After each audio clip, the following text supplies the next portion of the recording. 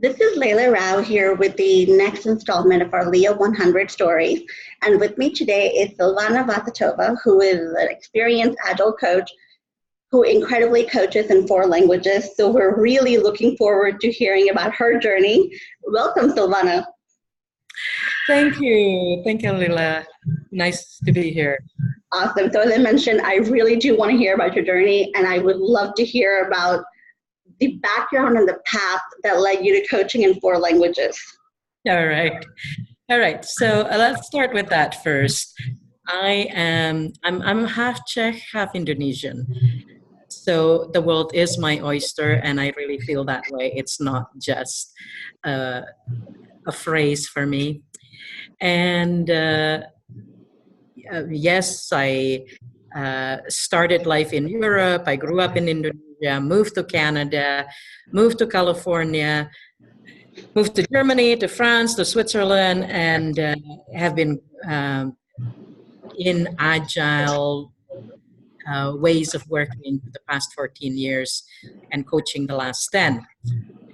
The languages, well, my mom being Czech, my dad being Indonesian, I speak Czech and Indonesian. I acquired English along the way because that was my university studies were in English, and then my professional work has been mostly in English. And along the way, I also acquired French. So I have coached and Agile coach clients in English, French, Czech, and Indonesian. And wow. It is, yeah, thank you. And it is incredible that even with all those languages, with the multiples of countries that go behind that, people are people, humans are humans. The challenge of changing from traditional mindset to more inclusive, collaborative mindset is pretty similar, regardless of country and culture and language. That's extraordinary. Because I think you're one of the few people who have experienced the differences and similarities for yourself. So can you tell us more about your journey? It's absolutely fascinating. Did you make a conscious decision to become an Agilist, or was that something that just happened for you? Do you remember your first time working in an Agile project? Yeah, I think most people remember if they change dramatically. And what happened for me, I was a traditional project manager before. And in California, I started to work for Yahoo in 2005, just at the time, 2005, when Yahoo was undergoing the Agile transformation. And it was just approved to become the official program for the whole company, or at least starting with the teams in California. So I was among the first teams who had the Scrum training and started working with Scrum, or in Agile way, learning things as we go, learning story points as we go, learning collaboration, closer alignment with other team, closer than what we were doing before. And before that, I was a project manager, and I knew about alignment and having the same focus. But definitely there was a shift, a change in how we do it, the focusing on delivering small increments. That certainly was a big change. And then we took it from there. My Yahoo teams, I moved through several teams within my 5 years there. Within my Yahoo teams, we credited Scrum and Agile way of working with many of our successes. Many people said we could not have succeeded had we done it the traditional way, or the old way that we used to work. So that was the first time. And then when I left Yahoo, I started coaching other companies on their Agile journey. Did you make a conscious decision to shift from being a project manager to an Agile coach? It was not necessarily my decision. The opportunity arose and I jumped on it. I could have not jumped on it, but the whole company was quite eager in creating the opportunity, making the trainings available. So quite a few of us were within that first wave, and within Yahoo at that time, between 2005 and 2008. 200 teams went through the transformation. So it was a big thing. But being in the first wave, or the first one of the first few teams, I remember the excitement, the curiosity, what is this? Like, is it really going to make a difference? Pretty much the same statements that my clients today make. Well, I was there, and then finding out that, yes, it makes a difference, and these are the differences. And so the initial step, there was an open door and I went through it. But then the embracing and the really taking it to heart, the really practicing it, the practice of inclusivity, of encourage every voice, all of that became more and more real, not only because it's part of the Agile Manifesto, but because we really experienced how much more productive it was for us, for me, for my teams, and we appreciate the difference. I think there is a moment for all of us where we internalize Agile values, where it goes from something that we do to this is just who we are. Yeah. Fantastic. And if I look back, I think that internalization probably started in my third year, so it was not automatic, and it was not a simple change like that. But then it just became stronger from then on, and like today, when I say, just yesterday, I told somebody, no, I really want to hear what you have to say, and the guy actually stood back and said, really? I said, yes, really.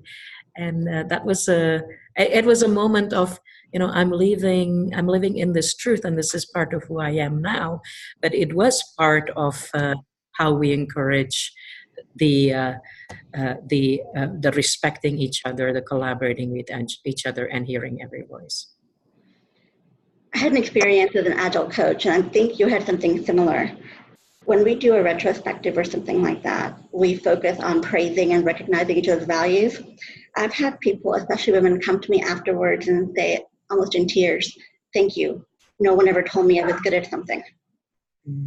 Yes. And something similar to this, last weekend I was at an Agile coach camp, which is a gathering of coaches, and there were about 80 of us here. And on the last day, I think 4 women came to me and said, thank you for exemplifying for us what a strong, opinionated, and still kind and professional and resourceful woman a woman can be. And that was just so sweet to hear that they were seeing something for them, a path for them, an encouragement for them in just how I interacted with various people. And I think it testifies obviously also to your unique value, but also the value of having role models, of not having to create your own path from nothing, like being able to see something that you can learn from other women especially. Yes. And that, I think, leads me very nicely to my next question about the Agile community. You've been part of this community for a long time. What have you seen the differences in where we were to where we are? Well, comparing now with, let's say, 10 years ago, now there are more of us.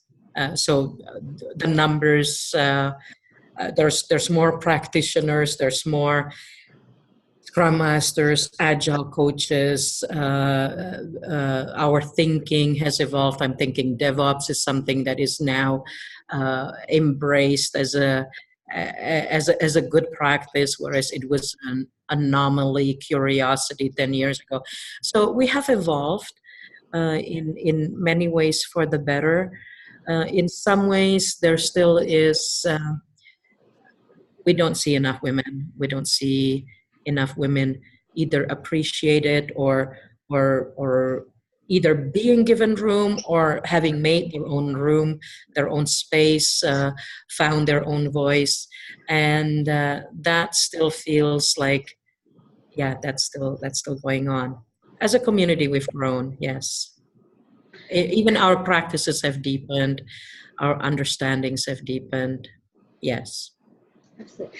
So as you can imagine, I want to talk more about why has it been so hard for women, because as we discussed earlier, so many of the attributes of good Agile practitioners are stereotypically feminine: empathy, collaboration, all of those things. So why has it been so hard, do you think?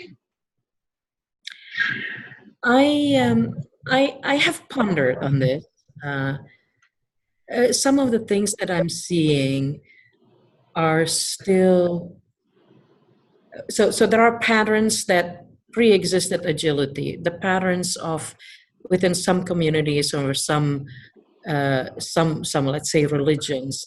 You see the women doing the hard work, the men being in the decision making position, seat at the table to make decisions, uh, decisions about women's bodies and that kind of thing. And in some agile circles, I see that pattern recurring: women doing the work, women doing the behind the scenes, and yet when it comes time to being in the spotlight or uh, fighting for the spotlight, then I see more men doing that. I see more men, for example, putting submissions in for talks and conferences, and I see more men selected. Okay, you can say, okay, it's a percentage, but not as many women come up and speak up, or maybe we don't encourage as many women to come up and speak up. So we need more visibility. We need to be more conscious of not just creating artificial platforms, but to actually recognize the women who already make a difference or who already brings something to the table and shine spotlight on it, on them. Something like practice what we preach with our clients? Practicing what we preach, and for myself, I am I'm conscious of being a role model and example for not just people around me or the scrum masters and agile coaches within my circle of influence, but specifically for women around me, and I consciously take time and effort to I mean, for example, just this past weekend, to encourage women to just take a strength position and roar, just to feel that this is okay, that this is not an aberration, that you're not less of a woman, of a person, if you take more space, more voice, more loudness.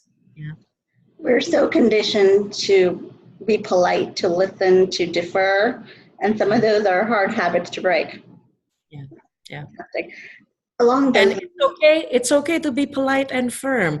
One of the things I taught 4 women 2 weekends ago is that it's okay to look at somebody in the eyes and smile and say no. that resonates very much with me because, we talk with our clients about you have to be able to say no. Not everything is equal priority, but saying no, especially to people that you like and respect, it's very hard. I still find it very hard. I'm better with people that I don't like, or with people I like. My instinct is to, of course, yes, even if it's not in my best interest. So I really resonate with that. And I think that takes us really well to the next part of our conversation about what would be your advice for women who are still struggling with all of these internalized barriers, as well as this new generation of women who are coming into a very different world than the one that I think we're more used to.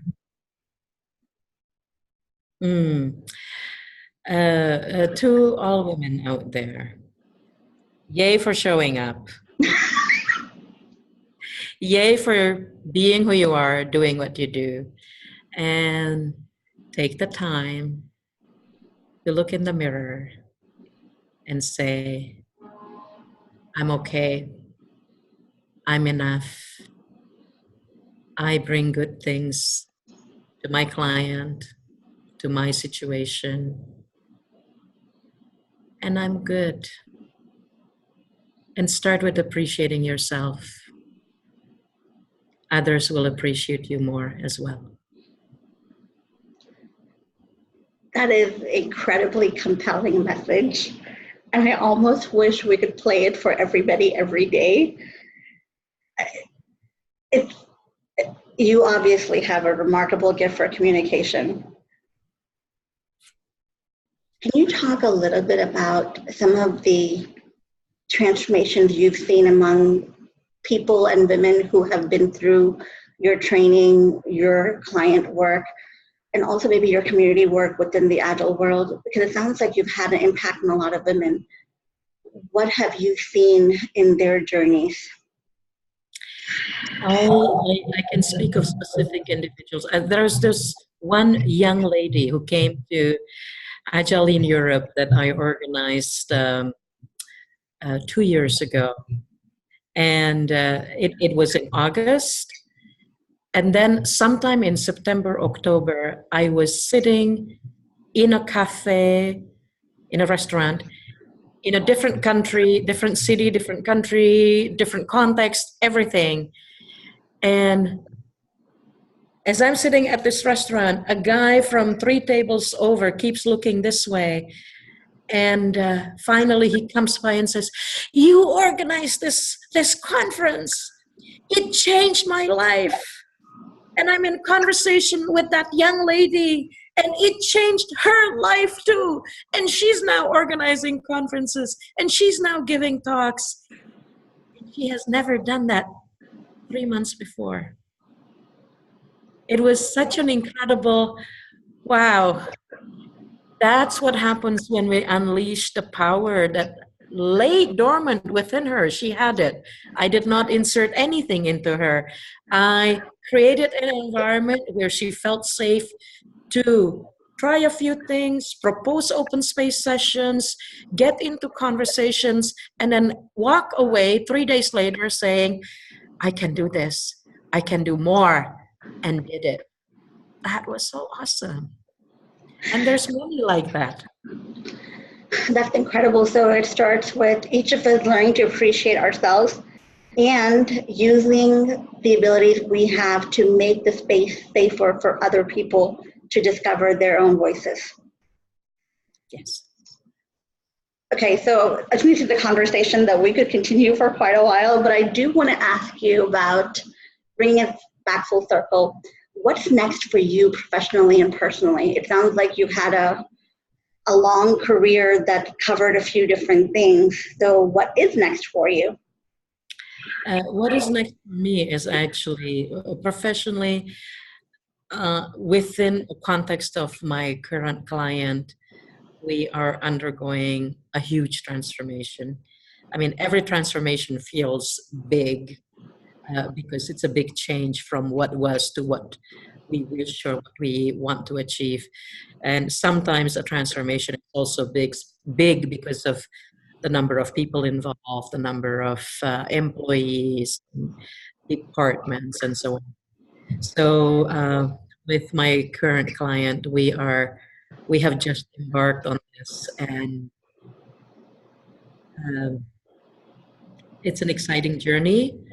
And of course, the proof is in the pudding. So I look forward to a year from now, be able to look back and say, and we did this, and we did this, accomplished this. And of course, it's too early to tell today. This has been an incredible conversation, Silvana. I wish I met you 10 years ago. Because I know I certainly could have used your advice back then, but I'm glad we got a chance to meet now. Pleasure having this chat. Thank you.